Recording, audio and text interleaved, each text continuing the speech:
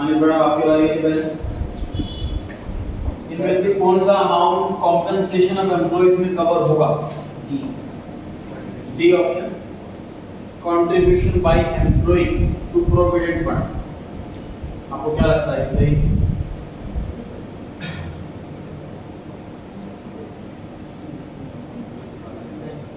कौन सा सही है?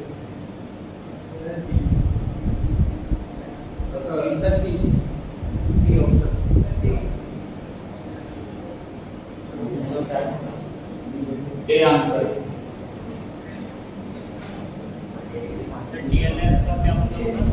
बताओ, देखिए कॉम्पेंसेशन ऑफ एम्प्लॉय में कौन सा अमाउंट आएगा, कौन सा अमाउंट नहीं आएगा, इसका बेसिक कॉन्सेप्ट क्या सीखा था हमने कि एम्प्लॉयर की जेब से पैसा जाए और एम्प्लॉय की जेब में पैसा आए, तो इसका पार्ट है बनाने। तो लास्ट वाला ऑप्शन है उसमें तो एम्प्लॉय की जेब से ही पैसा जा रहा है, कंट्रीब्यूशन एम्प्लॉय कर रहा है, ये तो क्यों पार्ट होगा इसका? सी वाले केस में इंश्योरेंस कंपनी की जेब से पैसा जा रहा है, एम्प्लॉयर की जेब से नहीं, इसलिए सी पार्ट क्यों आंसर होगा। बी पॉइंट में जो पैसा एम्प्लॉयर की जेब से जा रहा है वो एम्प्लॉयर के काम में यूज हो रहा है, एम्प्लॉय की जेब में नहीं जा रहा। जो भी वो टूल्स दे रहा है एम्प्लॉयर वो वर्क में यूज हो रहा है, तो एम्प्लॉय की जेब में तो नहीं जा रहा पैसा, इसलिए बी पॉइंट का आंसर नहीं होगा। डियरनेस अलाउंसेस, पहले वर्ड समझिए, allowances cash benefit other than basic salary, उसे अलाउंस कहते हैं। और परक्विजिट्स नॉन कैश बेनिफिट्स, मतलब कि मान लीजिए एम्प्लॉयर कहता है तुझे सैलरी के अलावा 10,000 रुपये महीना अलग से मिलेंगे घर के किराए के, तो ये तो अलाउंस हो गया। एम्प्लॉयर कहता है कि आपको सैलरी के अलावा हम फ्लैट भी देके रह लेंगे, तो ये परक्विजिट हो गया। समझ आ रही है बात? इस बेसिक सैलरी के अलावा अगर एम्प्लॉयर को छोड़ देता है एम्प्लॉय को, तो कैश की फॉर्म में दे, उसको अलाउंसेस कहते हैं। नॉन कैश की फॉर्म में दे तो परक्विजिट कहते हैं। मान लीजिए एम्प्लॉयर कहता है एम्प्लॉय को कि तुम्हारे बच्चों की पढ़ाई का पैसा हम देंगे, तो ये अलाउंस हुआ। एम्प्लॉयर कहता है कि हमारे स्कूल से टाई अप है, तुम वहां पढ़वा सकते हो अपने बच्चों को, कोई फीस नहीं लगेगी, तो ये परक्विजिट हो गया। समझ आ रही है बात? तो बढ़ता अलाउंस का मीनिंग। डियरनेस अलाउंसेस होती है, इसकी हिंदी होती है महंगाई भत्ता। अलाउंस को हिंदी में भत्ता कहते हैं, डियरनेस मतलब महंगाई भत्ता होता है। ये क्या होता है कि आपकी जो इन्फ्लेशन हो रहा है कंट्री के अंदर, उस अकॉर्डिंग हमारी सैलरी भी बढ़नी चाहिए, तो बेसिक सैलरी तो वही रहती है, डियरनेस अलाउंस बढ़ता रहता है ताकि एम्प्लॉय की सैलरी महंगाई को कंपेंसेट कर सके एटलीस्ट। तो गवर्नमेंट जॉब में तो पक्का होता है डियरनेस अलाउंस, प्राइवेट में किसी में होता है किसी में नहीं। तो बेसिक सैलरी के अलावा डियरनेस अलाउंस मिलता है एम्प्लॉयज को, ये एम्प्लॉय की जेब से जाता है और एम्प्लॉय की जेब में आता है, इसलिए कॉम्पेंसेशन एम्प्लॉय का पार्ट होता है। फिर हो गई बात, बढ़े आगे।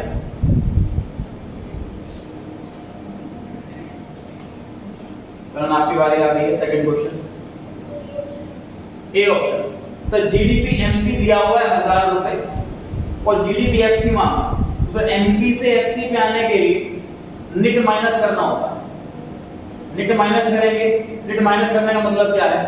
इनडायरेक्ट टैक्स माइनस करना और सब्सिडी प्लस करना। इसका मतलब ये हुआ इसमें से सब्सिडी दे रखी है, प्लस ये होगा बस, इसलिए ए ऑप्शन आंसर है। इसमें बच्चे क्या गलती कर सकते हैं? माइनस कर देते हैं। जैसा नेट माइनस होता है, सब्सिडी नेट के अंदर तो माइनस ही होगा, ऐसी गलती नहीं होगी, क्योंकि वो माइनस माइनस प्लस हो गया ना, माइनस नेट होगा और नेट में माइनस सब्सिडी होता है, माइनस माइनस प्लस हो गया। ठीक है, थर्ड क्वेश्चन, अपूर्व आपकी बारी है। इनमें से कौन सा प्रॉफिट का पार्ट नहीं? ऐसे क्वेश्चन किए थे हमने, इसमें प्रॉफिट 3 टुकड़ों में बट गया था, हमने तीनों को ऐड किया तो प्रॉफिट आया, तो कौन सा प्रॉफिट का पार्ट नहीं? लास्ट वाला रॉयल्टी। ठीक है, प्रॉफिट में से टैक्स जाएगा तो पहला वाला हिस्सा हो गया प्रॉफिट का पार्ट, उसमें से कुछ डिविडेंड बांट देंगे तो बी वाला पॉइंट हो गया, जो डिविडेंड नहीं बांटा बच गया वो सी पार्ट हो गया। ठीक है, मान लीजिए कंपनी ने 1 करोड़ रुपए कमाए, उसमें से 30 लाख रुपए टैक्स दे दिया, ए पॉइंट हो गया 30 लाख, बाकी बचा 70 लाख। 70 लाख में उसने 50 लाख का डिविडेंड बांट दिया, बी ऑप्शन हो गया 50 लाख। सी ऑप्शन 20 लाख का कंपनी बस बच गया, this is retained earnings. 1 crore के 3 हिस्से हो गए, ठीक है। तो एबीसी तीनों प्रॉफिट का पार्ट है, डी ऑप्शन प्रॉफिट का पार्ट नहीं है, इसलिए डी ऑप्शन आंसर है।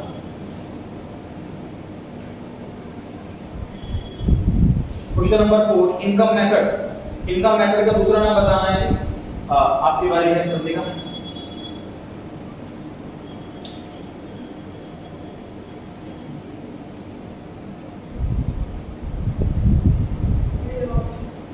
ये ऑप्शन सही है, distributive share method. Famous term नहीं है, ज्यादा यूज नहीं किया जाता, थ्योरेटिकली कोर्स में दे रखा था, हमें लर्न करना है। Question number 5, what is the synonym of undistributed profit? Profit जो हमने डिस्ट्रीब्यूट नहीं करा, बांटा नहीं, मान्य। रिटेन्ड अर्निंग, जो हमने रिटेन कर ली, अर्निंग जो हमने रिटेन कर ली, मतलब डिस्ट्रीब्यूट नहीं करी, सी ऑप्शन आंसर है। 6th क्वेश्चन, मैम आपकी बारी है, बाकी सभी ट्राई करें कैलकुलेट करने की। अभी रुक आंसर है, सभी सॉल्व कर लें अपने खुद से, सभी सॉल्व करने की कोशिश करेंगे, उसके बाद आंसर है 2 लिख लें। इसका 6 हो गया, उसका बदल कर लेते हैं।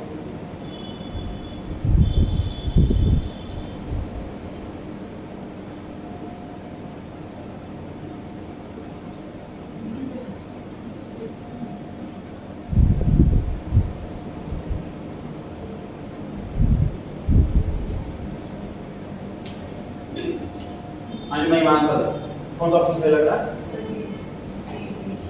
बी वाला, सेकंड वाला ऑप्शन, लास्ट वाला, डी ऑप्शन। 1400 रुपए। A option.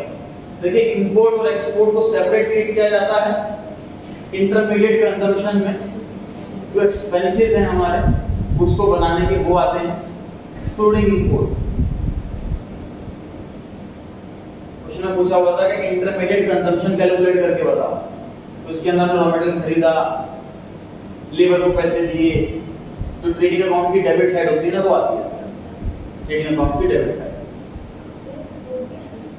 एक्सपोर्ट तो सेल होती है, इंपोर्ट एक्सपोर्ट में से लेस होगा, ठीक है। क्वेश्चन नंबर 7 पर आ गए, आपकी बारी, बाकी सब पे ट्राई करें। 7, 8, 9 तीनों क्वेश्चन पढ़ लेंगे। ये ना हो कि अगली बारी वाला क्वेश्चन ही पढ़ो, मेरी बारी ही नहीं पढ़ो, सारे ट्राई करें।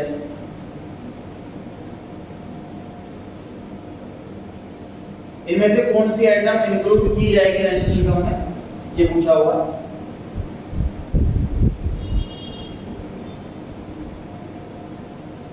पहला ऑप्शन है सर कि लॉटरी से हमने कुछ पैसा जीता है, इससे कोई बिजनेस में कंट्री के अंदर कोई प्रोडक्टिविटी नहीं बढ़ी, तो आउटपुट नहीं बढ़ा, इसलिए ये नहीं होगा include. C option, national debt interest, जो वर्ल्ड बैंक से लोन लिया हुआ उस पर इंटरेस्ट दे रहे हैं, अगर तो ये भी कोई इनकम जनरेट नहीं हो रही किसी की। B option, milk purchase by a dairy shop, ये हो सकता है, नहीं हो सकता, क्या लगता है? क्यों नहीं हो सकता, क्या बोल रहे हैं?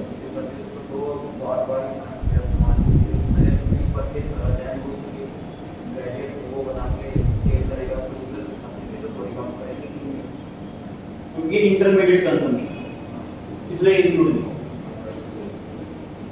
यहाँ पर डेयरी शॉप की बजाय और कस्टमर और कंज्यूमर ऐसा लिखा होता तो फिर ये प्राइवेट एक्सपेंडिचर का पार्ट बन जाता, फिर इंक्लूड होता, ठीक है। ठीक है, ये क्वेश्चंस करके हमारे लॉन्ग क्वेश्चन भी रेडी हो रहे हैं इससे। विनिंग फ्रॉम लॉटरी क्वेश्चन के अंदर दे रखा हो सकता है, क्वेश्चन 5 नंबर का आता है नेशनल इनकम का, मान लीजिए उसमें प्राइवेट एक्सपेंडिचर दे रखा है, विनिंग फ्रॉम लॉटरी दे रखा है, तो लॉटरी इग्नोर करना है, ये तो पता होना चाहिए।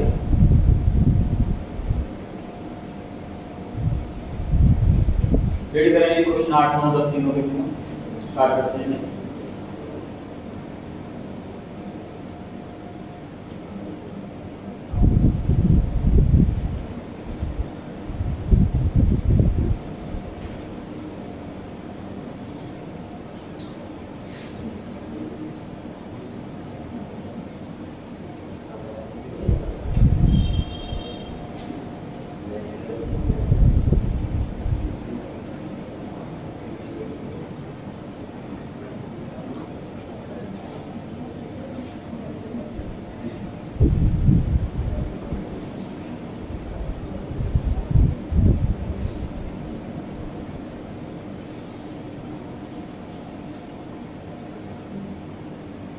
8th वाले में चारों नाम बड़े ध्यान से पढ़ें, सिमिलर से इसका क्या इसके रिजल्ट हम इस्तेमाल कर सकते हैं, इसके जगह नहीं।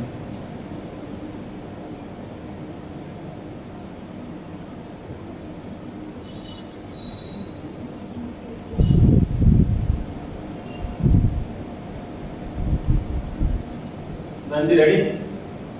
इसके बारे में चल रही बताएं। 8 क्वेश्चन, ग्रॉस इन्वेस्टमेंट इसका सिनोनिम पूछा हुआ है। ए ऑप्शन में gross domestic capital formation, second वाले में ग्रॉस कैपिटल फॉर्मेशन, तीसरे वाले में ग्रॉस फिक्स्ड कैपिटल फॉर्मेशन और चौथे वाले में gross domestic fixed capital formation. इन चारों में फर्क क्या है?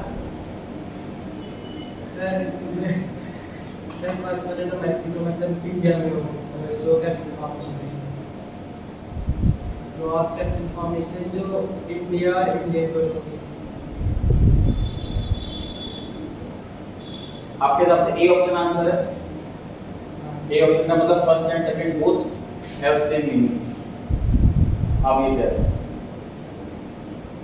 अगर आप ए ऑप्शन आंसर दे रहे हैं तो आप ये कह रहे हैं कि फर्स्ट और सेकंड वर्ड का मीनिंग सेम है और आप दो मीनिंग बता रहे हो। क्या लगता है कौन सा आंसर होगा? जी बी आंसर है। बोला सिर्फ फर्स्ट पॉइंट, तो बोले फर्स्ट सेकंड थर्ड फोर्थ चारों में फर्क होता है। क्या हो गया मतलब?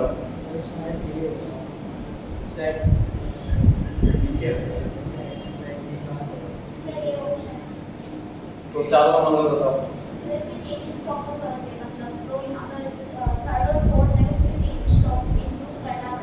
करेक्ट है। जो पहले दो पॉइंट है उसमें चेंज इन स्टॉक जुड़ा हुआ है और जो थर्ड और फोर्थ पॉइंट है उसमें चेंज इन स्टॉक नहीं जुड़ा हुआ। मतलब फर्स्ट और सेकंड ये सिनोनिम है और जो थर्ड और फोर्थ ये सिनोनिम है। जो मीनिंग फर्स्ट का वही मीनिंग सेकंड का inclusive of change in stock. जो मीनिंग थर्ड का वही मीनिंग फोर्थ का excluding of change in stock. Gross investment मतलब फर्स्ट और सेकंड वाला पॉइंट मतलब इंक्लूडिंग स्टॉक, इसलिए option.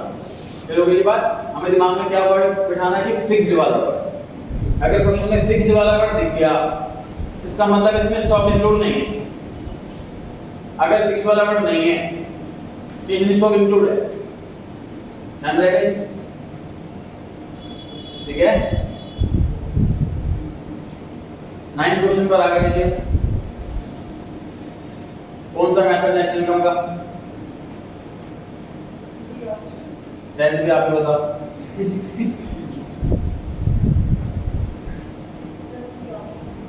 Commodity service method as another name of value added method.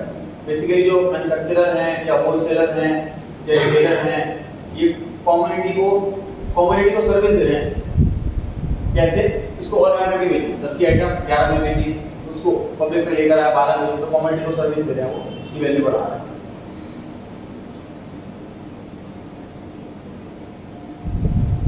Try करेंगे तीनों क्वेश्चन सभी।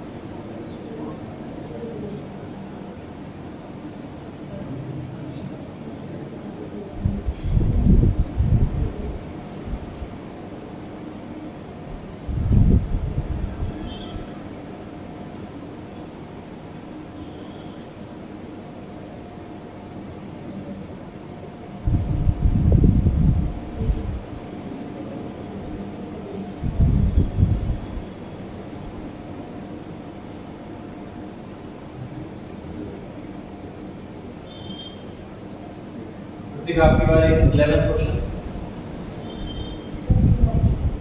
B option. डिस्ट्रीब्यूटेड प्रॉफिट मतलब तो प्रॉफिट डिस्ट्रीब्यूट कर दिया उसी को डिविडेंड कहते हैं। ठीक है, इसी में अगर लिखा होता अनडिस्ट्रीब्यूटेड प्रॉफिट तो आंसर क्या देता? सही कह रही हो।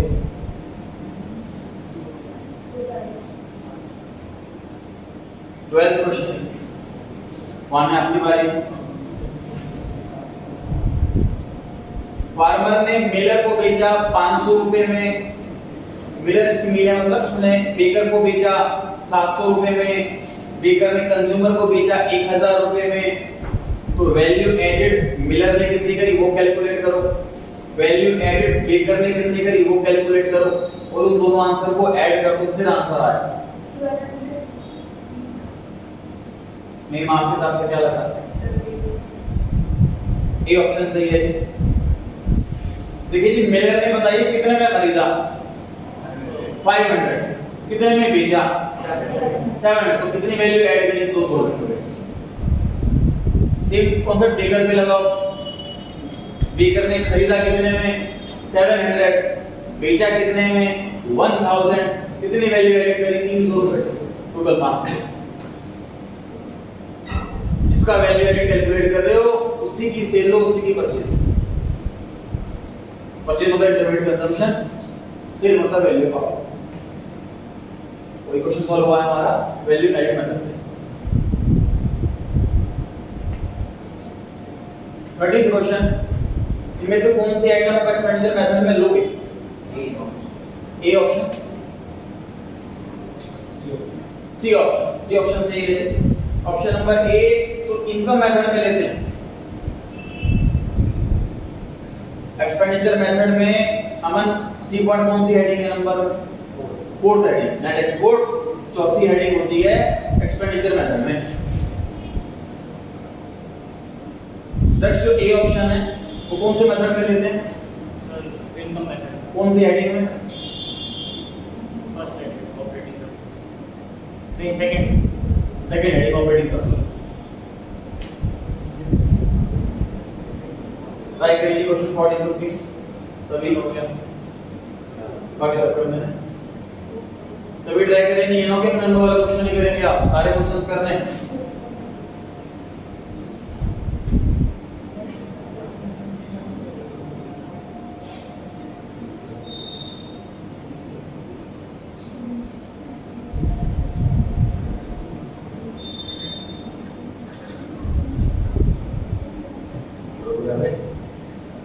आगे बढ़ा।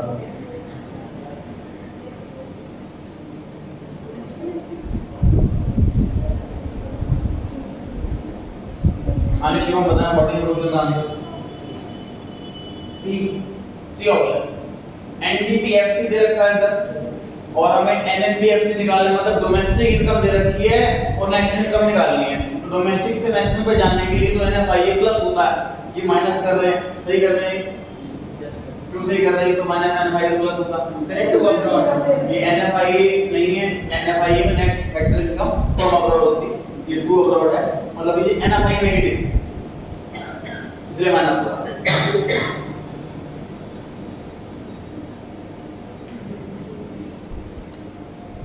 नेट एक्सपोर्ट का formula B option, export minus import. Net export का फॉर्मूला होता है, करण नेट इंपोर्ट का फॉर्मूला कौन सा है? नेट इंपोर्ट का फॉर्मूला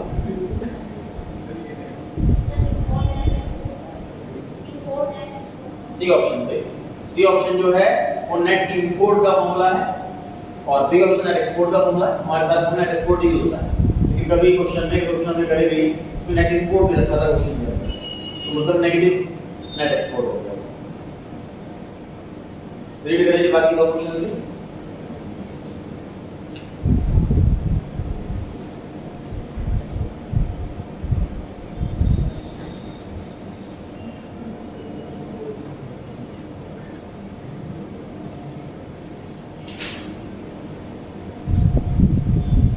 अब आपकी बारी है 16th क्वेश्चन। डोमेस्टिक इनकम में इनमें से क्या चीज इंक्लूड की जाएगी? 4 में से 3 इंक्लूड नहीं की जाएगी, सिर्फ एक की जाएगी।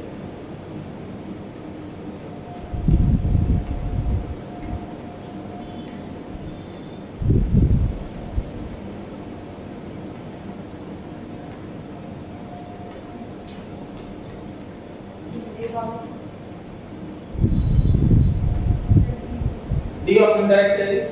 बोनस टू एम्प्लॉइज, ये कॉम्पेंसेशन टू एम्प्लॉय का पार्ट है और ये इंक्लूड होगा इनकम मेथड के हिसाब से डोमेस्टिक इनकम। माने ए ऑप्शन क्यों नहीं हुआ? ए ऑप्शन तो सही लग रहा है मेरे को, पता नहीं क्यों नहीं हुआ आंसर। सही नेशनल इनकम में बिल्कुल सर, नेशनल इनकम में आएगा ही, डोमेस्टिक इनकम में नहीं आएगा, इसलिए ऑप्शन आंसर है। 17th क्वेश्चन, अभी बार दो क्वेश्चन होंगे। महिमा 11 17 का आंसर देने की कोशिश करें। इनमें से कौन सी आइटम है तो कंपनसेशन ऑफ एम्प्लॉयमेंट इंक्लूड नहीं होगा? जो क्वेश्चन बार-बार रिपीट हो रही है वो ज्यादा इंपॉर्टेंट है, जो कम आ रहे हैं वो कम इंपॉर्टेंट है, आप उसके अकॉर्डिंग आइडिया लगा सकते हैं। C option, employees contribution, sir employer का कंट्रीब्यूशन एम्प्लॉय की जेब से जाता है, इससे कंपनसेशन टू एम्प्लॉय का पार्ट नहीं है। बाकी तीन ऑप्शन में एम्प्लॉयर की जेब से पैसा जा रहा है और एम्प्लॉय की जेब में पैसा आ रहा है, इसलिए बाकी तीन ऑप्शन कंपनसेशन का पार्ट है। सी ऑप्शन आंसर बस। समझ पा रहे हैं सभी? ट्राई करेंगे आगे क्वेश्चंस।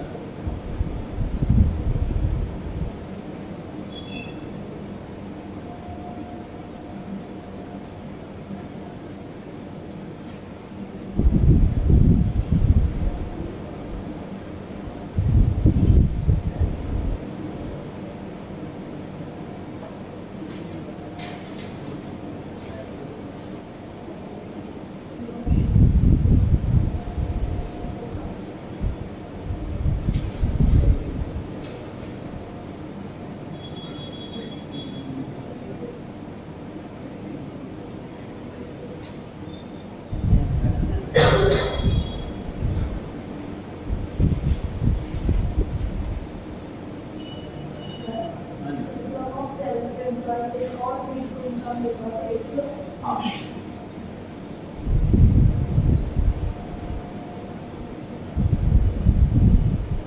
बड़ा आपकी बारी।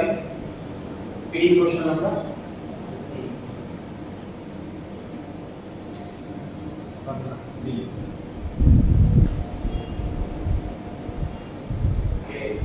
B.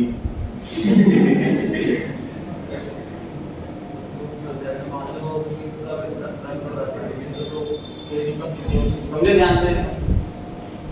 When the entire output is sold, समझे इसका क्या मतलब है कि जितने कुछ बनाए सारे के सारे बिक गए तो स्टॉक है नहीं कुछ, इतनी स्टॉक जीरो हो गया। तो value of output is equal to 6। A B C D के आंसर सकते हैं, जब इनका 0 हो गया तो 0 में 0 तो सारे आंसर ठीक है ना? लेकिन जब क्वेश्चन में इंफॉर्मेशन दे दी कि स्टॉक क्लोजिंग स्टॉक है ही नहीं, तो 0 रुपीस क्यों ऐड करें? इसलिए ए और बी आंसर नहीं। मतलब इसमें अगर ऑल ऑफ दिस का ऑप्शन होता तो भी ऑल ऑफ दिस टिक नहीं करते। समझ आ रही है बात? क्वेश्चन में बता दी गई कि स्टॉक है ही नहीं तो ऐड होगा ही नहीं, 0 रुपीस क्यों ऐड करें? तो बी ऑप्शन आंसर है। ठीक है। ऑप्शन 19, प्रॉपर्टी से इनकम या एंटरप्रेन्योरशिप से इनकम, ये दोनों ऑपरेटिंग सरप्लस का पार्ट होते हैं। सी ऑप्शन बिल्कुल सही। 20 पे आप बताओ। इनकम मेथड में डोमेस्टिक इनकम कैसे निकालते हैं? तीन चीजों को ऐड करके, royalty plus rent plus interest plus profit, ये सब मिलाकर ऑपरेटिंग सरप्लस हो गया। कंपनसेशन ऑफ एम्प्लॉय और सेल्फ एम्प्लॉयड वाले की इनकम मिक्स्ड इनकम होगी। तो दोनों ही ऑप्शन सही हैं, इसलिए सी ऑप्शन सही है।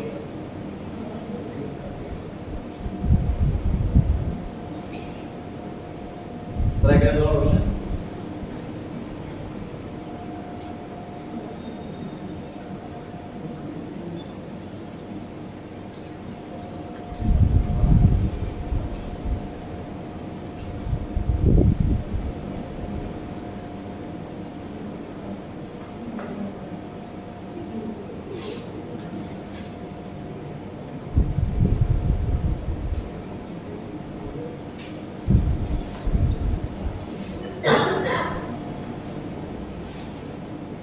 आपकी बारी।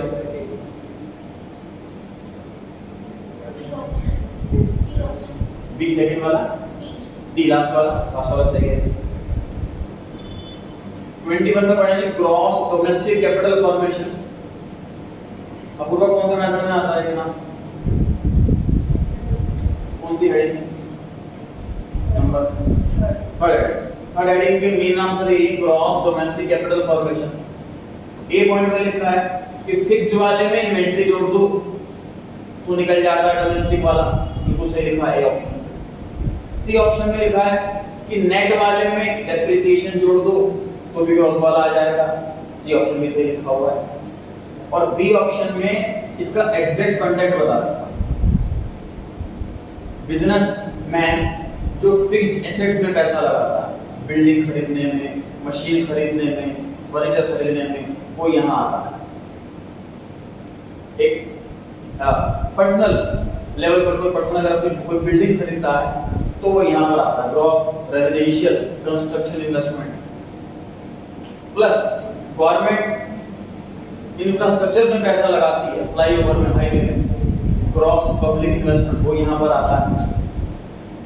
और चौथा स्टॉक। तो ये एग्जैक्टली 4 चीजों मिलकर बना है।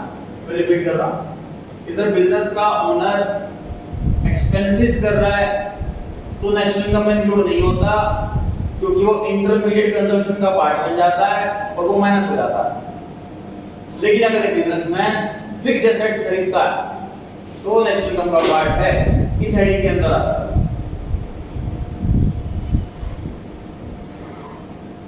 और एक प्राइवेट पर्सन अपने लिए कोई भी आइटम खरीदता है फर्स्ट टाइम तो प्राइवेट एक्सपेंडिचर के अंदर आता है। सिर्फ प्रॉपर्टी इस वाली हेडिंग के अंदर। कार खरीदे प्राइवेट एक्सपेंडिचर पहली हेडिंग, मोबाइल खरीदे पहली हेडिंग, घर खरीदे तीसरी हेडिंग, प्राइवेट वाला। गवर्नमेंट पे आते हैं सर। गवर्नमेंट एक्सपेंस कर रही है सेकंड हेडिंग, गवर्नमेंट इन्वेस्टमेंट कर रही है तीसरी हेडिंग। गवर्नमेंट हॉस्पिटल बनाया, क्रॉस पब्लिक इन्वेस्टमेंट तीसरी वाली है। गवर्नमेंट हॉस्पिटल में मेडिसिन सप्लाई करी फ्री में, सेकंड वाली है गवर्नमेंट एक्सपेंडिचर। फिर वही बात, इसलिए डी ऑप्शन आंसर है। सारी हेडिंग्स कवर है इसके अंदर। 22 इसकी बारी चल रही है। बताएं 22 का आंसर। ब्रोकर का कमीशन अगर सेकंड हैंड गुड्स पर परचेज या सेल पर बन रहा है तो नेशनल इनकम का पार्ट हो जाता है। क्वेश्चन में की माना कि हो जाता है इनकम का पार्ट। क्यों हो जाता है? रीजन पूछा हुआ है क्योंकि उसकी इनकम हुई सर्विस देने से। एम्प्लॉइज का तो नहीं है, वो उसको सैलरी मिल रही है, ये ऑप्शन तो नहीं होगा।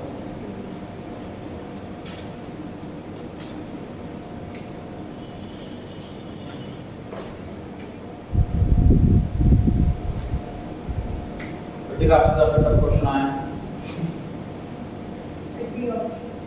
लास्ट वाला ऑप्शन सर, सारे मेथड से सेम ही आंसर आता है। आप 24 भी बताओ।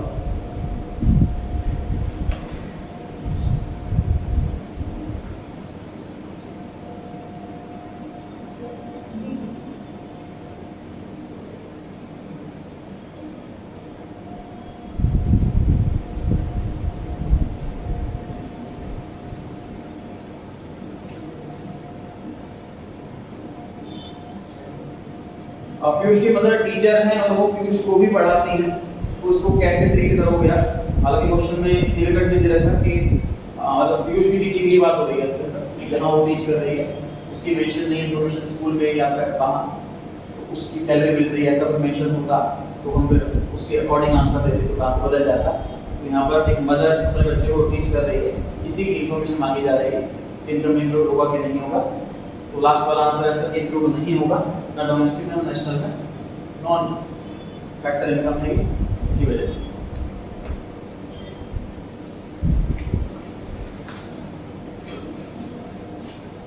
रीड करेंगे सभी चार क्वेश्चन।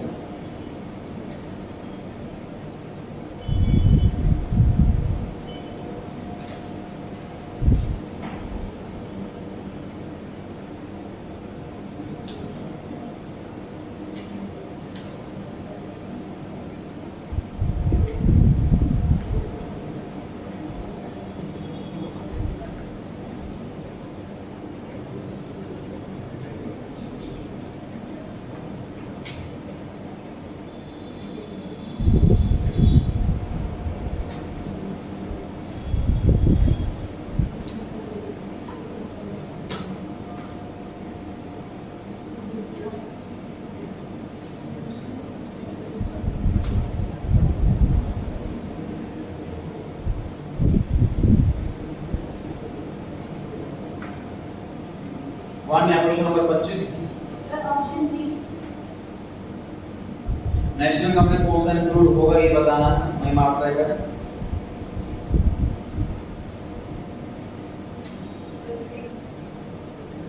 ए बी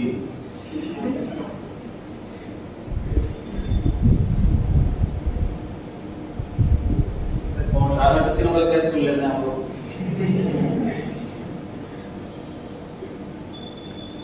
बॉन्ड्स, किसी का दूसरा नाम डिबेंचर्स है। जब कंपनी पब्लिक से लोन लेती है तो उसे डिबेंचर या बॉन्ड कहते हैं। लोन लेना किसी के लिए कोई इनकम नहीं, ये ऑप्शन इंक्लूड नहीं होगा। सी ऑप्शन, लोन पे इंटरेस्ट इंक्लूड नहीं होगा, एक्सेस वैल्यू हो चुका। बी पॉइंट, इंटरमीडिएट कंजम्पशन का पार्ट, फर्म का बिजनेसमैन का कोई भी खर्चा नहीं लेते हैं क्योंकि वो इंटरमीडिएट कंजम्पशन का पार्ट हो जाता है। इनकम कैलकुलेट करने में माइनस होता है, उससे इनकम इंक्लूड नहीं होता। स्टडी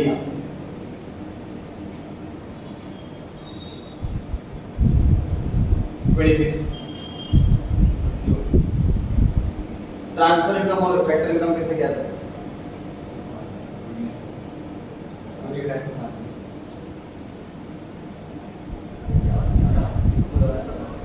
ट्रांसफर इनकम होती है यूनिलेटरल, जो ट्रांसफर होती है unilateral, single side.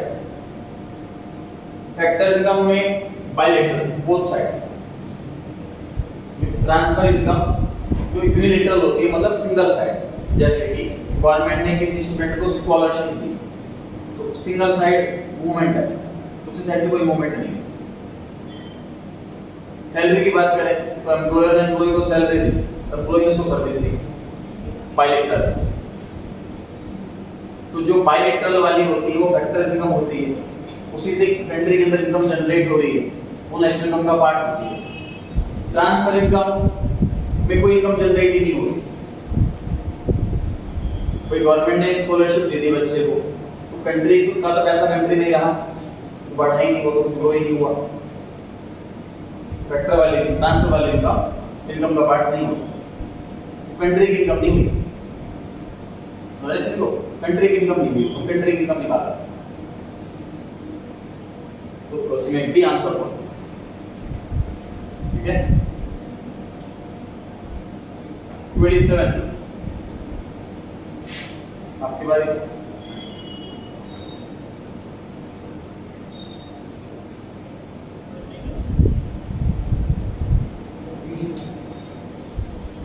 B option बताए। कांस्टेंट जीएनपी क्या होता है, कांस्टेंट प्राइस क्या होता है, राइजिंग जीएनपी क्या होता है, करंट प्राइस क्या होता है।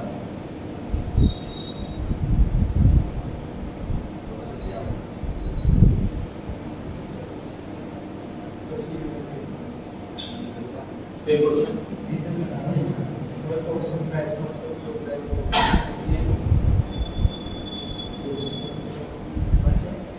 राइजिंग कांस्टेंट करंट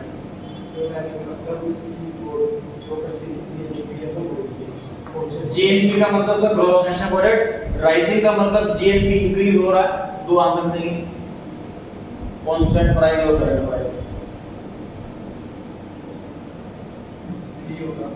आंसर छोड़ो, कांस्टेंट प्राइस और करंट प्राइस इसका मीनिंग। चलो ए और सी ऑप्शन में फर्क क्या है ये समझाओ।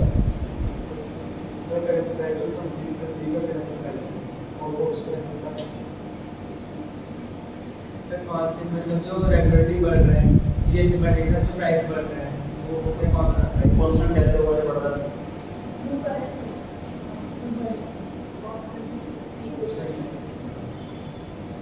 एग्जांपल दिया गया था आपको रियल और नॉमिनल का। ये सर 1 लाख कोर्स बनाया हमने, 10 रुपए का रेट था पिछले साल और इस बार रेट 11 रुपए हो गया, तो हमारी नेशनल इनकम 10 लाख से 11 लाख रुपए दिखेगी, लेकिन रियल में इनकम बढ़ी नहीं है हमारी क्योंकि प्रोडक्शन नहीं हो रही। तो कांस्टेंट, अगर ये इनकम मैं कांस्टेंट प्राइस पर निकालूं, प्राइस फिक्स कर दूं तो 1 लाख इंटू 10 ही आएगा, तो पता लगेगा रियल में नेशनल इनकम बढ़ी है। ठीक है, तो कांस्टेंट प्राइस का मतलब फिक्स्ड प्राइस, हम उसी प्राइस पर कैलकुलेट करेंगे हर साल, तो रियल की इनकम पता लगेगी। मतलब सर अगर मान लीजिए मेरी सैलरी पहले 50,000 रुपये थी, अभी साल में सैलरी 60,000 रुपये हो गई, 20% बढ़ गई, लेकिन महंगाई भी 20% बढ़ी, तो मेरी इनकम इन रियल बढ़ी नहीं। समझ पा रहे हैं इस चीज को? तो एक ग्रोइंग कंट्री वो है जो कांस्टेंट वाले प्राइस पर ही जीएनपी राइज करके दिखाता है ना। करंट प्राइस तो बढ़ेगा ही, कांस्टेंट वाले प्राइस पे जीएनपी बढ़ा करके दिखा दे, वो है बढ़िया, वो है डेवलपिंग कंट्री। एक ऑप्शन ये रही बात।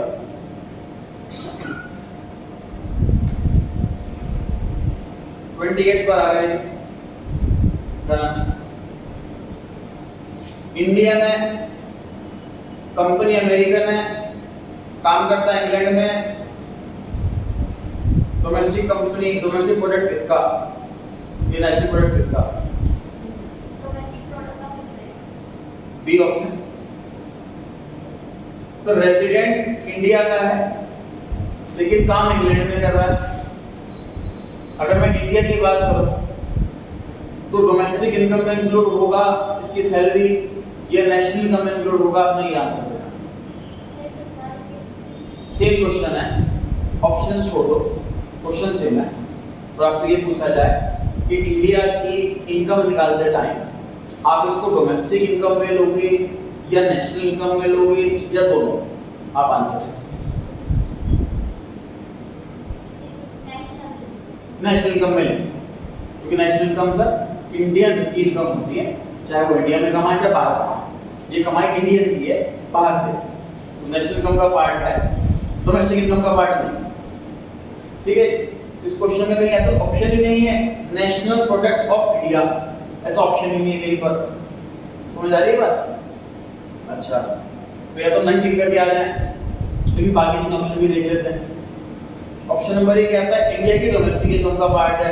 ये डोमेस्टिक इनकम तो होती है जो इंडिया के अंदर ही हो, तो इंडिया के बाहर हो रही, इसलिए ऑप्शन गलत है। और भी ऑप्शन क्या आता है कि इंग्लैंड की डोमेस्टिक इनकम कौन सी जो उसी एरिया के अंदर आए, तो इंग्लैंड के एरिया के अंदर आ रही तो डोमेस्टिक इनकम होगी ना, इसलिए बी ऑप्शन आता है, इंग्लैंड की डोमेस्टिक इनकम का पार्ट है।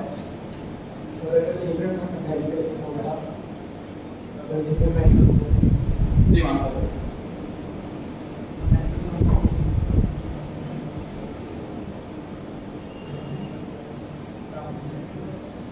रीड करेंगे बाकी क्वेश्चंस 29 से 32।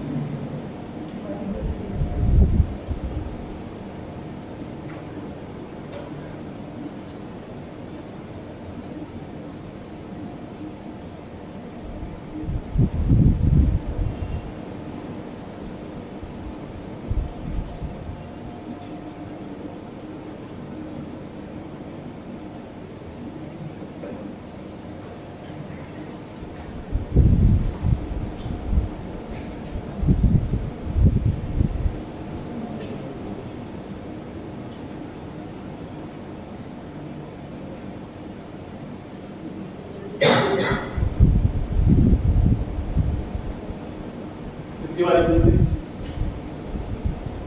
29 चेंज इन स्टॉक नेगेटिव आ जाए ऐसा कब होगा? बी ऑप्शन, जब ओपनिंग स्टॉक बढ़ा, इन स्टॉक का फॉर्मूला क्लोजिंग माइनस ओपनिंग, तो अगर ओपनिंग बढ़ा होगा तभी नेगेटिव आएगा। बी ऑप्शन आंसर हो। 30 तो देखा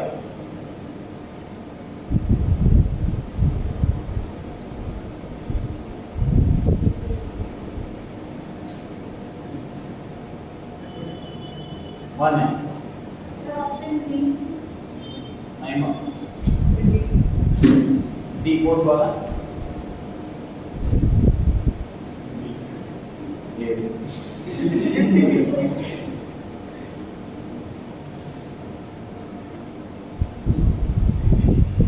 क्वेश्चन में देखिए मांगा है नेट वैल्यू एडेड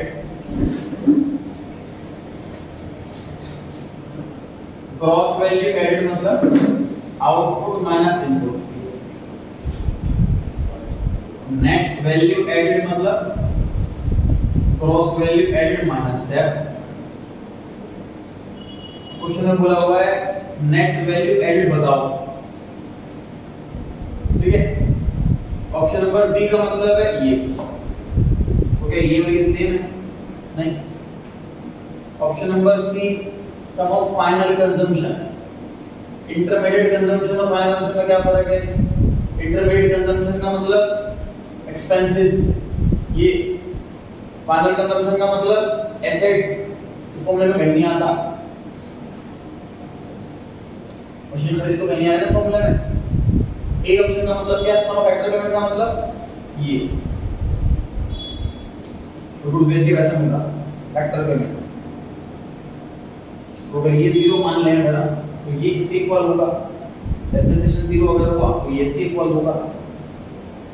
मतलब परफेक्ट आंसर कोई नहीं है, लेकिन बी और सी और डी पक्का गलत है, इसलिए ए ऑप्शन सही है, ठीक है।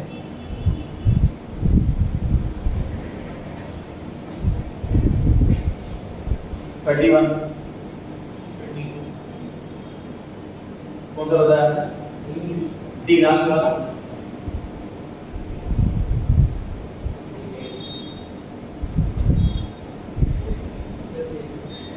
ये बोल दिया सी।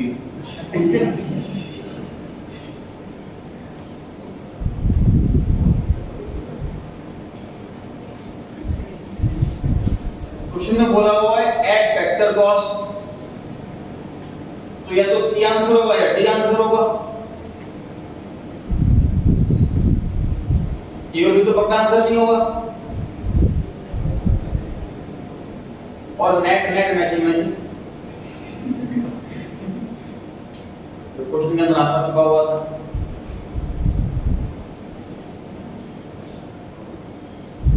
अभी बताया मैंने नेट का मतलब डेप्रिसिएशन माइनस हो रखा, ऊपर भी नेट दे रखा, सी ऑप्शन में भी नेट दे रखा। ग्रॉस आंसर कैसे बताना है?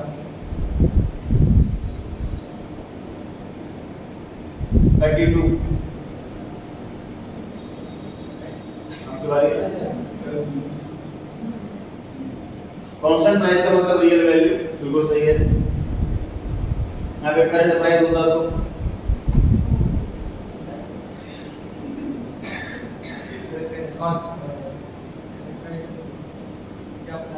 आंसर ऑप्शन कांस्टेंट प्राइस तो है। करंट प्राइस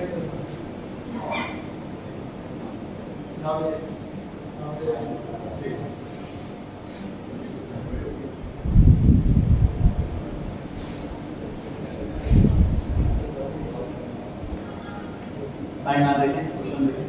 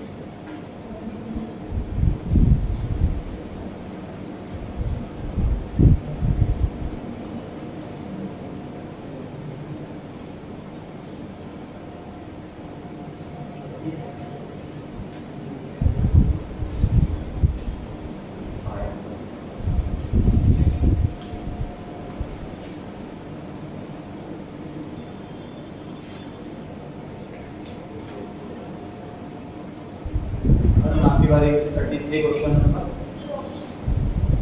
NFI तीनों ही मेथड में हमें ऐड करना पड़ता है। किसी भी मेथड से हमारा आंसर जो आता है वो डोमेस्टिक इनकम का आता है। 34 अपूर्व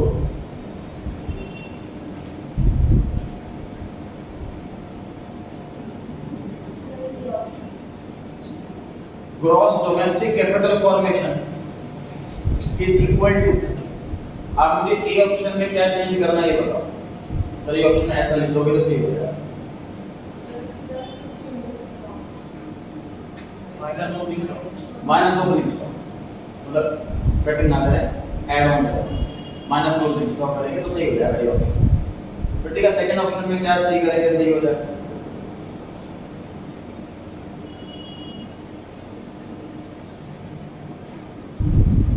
अब ये बोले मान में आप बताएं।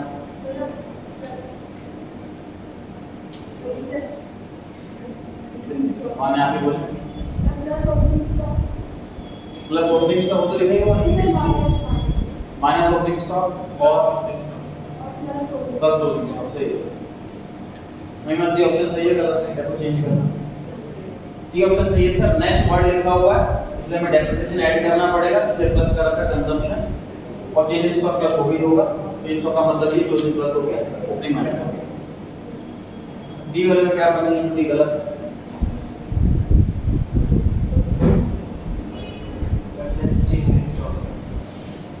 प्लस चेंज स्टॉक अगर इसके अंदर तो डी ऑप्शन सही हो जाता, बिल्कुल सही है जी।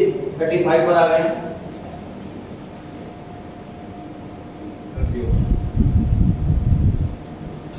GDP MP, DDP at MP मांगा हुआ है। इस ऑप्शंस में कौन सा मेथड इस्तेमाल किया गया है? Income method. इनकम मेथड से जो आंसर निकलता है वो कौन सा आंसर निकलता है? एनडीपीएफसी। एनडीपीएफसी आंसर निकलता है इनकम मेथड से, लेकिन हमसे जीडीपीएमपी मांगा हुआ है तो हमें एन को ग्रॉस में कन्वर्ट करना है और एफसी को एमपी पे कन्वर्ट करना है। तो डेप्रिसिएशन ऐड होगा और नेट ऐड होगा। तो बी ऑप्शन में ये दोनों काम कर रखे हैं इसलिए बी ऑप्शन।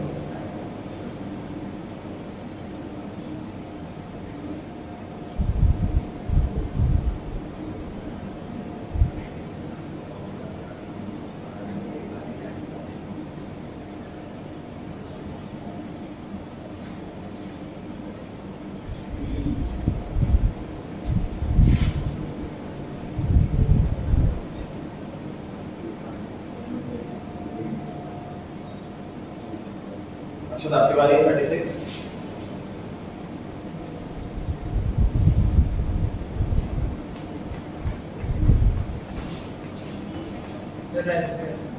वैसे से इस मत वाले क्वेश्चन में ये वाला एग्जांपल हो गया 1 लाख यूनिट 10 रुपए के रेट से, तो इसमें नेशनल इनकम कांस्टेंट प्राइस वाली कम है, नेशनल इनकम करंट प्राइस वाली ज्यादा है क्योंकि राइजिंग प्राइस बढ़ रहा है तभी होता है। ठीक है, अगर सी ऑप्शन आंसर होता तो हायर की जगह क्या लिखा होता?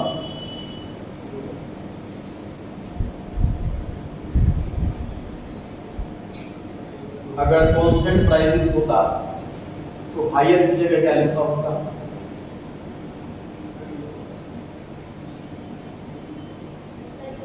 इक्वल। कोई प्राइस अगर कांस्टेंट है इक्वल नहीं आ जाएगा ये, है ना? और फॉलिंग प्राइस आंसर होता तो लोअर हो जाता। अपूर्वा 37।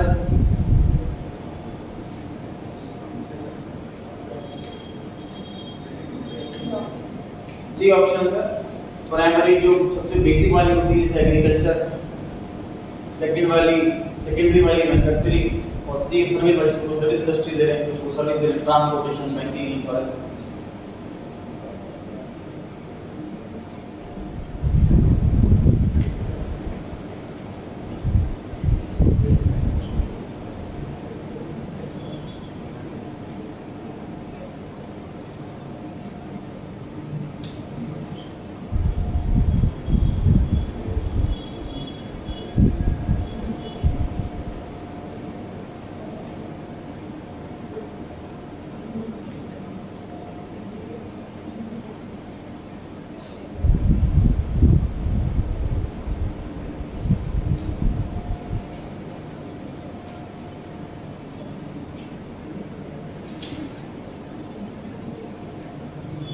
40 के मैं न्यूमेरिकल क्वेश्चंस कराऊंगा नेक्स्ट क्लास में, फिर 40 वाला करते हैं, 30 39 करते हैं, इसके बाद चलते हैं 38। नेशनल इनकम में इन चार में से कोई 3 आइटम ली जाएगी, एक आइटम नहीं ली जाएगी, वो कौन सा? बी ऑप्शन, लॉटरी की इनकम, ये हमारी ट्रांसफर इनकम होगी, इससे इंक्लूड नहीं की जाएगी। 139 वैल्यू एडेड का मतलब ऑप्शन सी। सी, आउटपुट में से इंटरमीडिएट कॉस्ट माइनस कर दी जाए तो वैल्यू एडेड आता है। तो इतना करते हैं।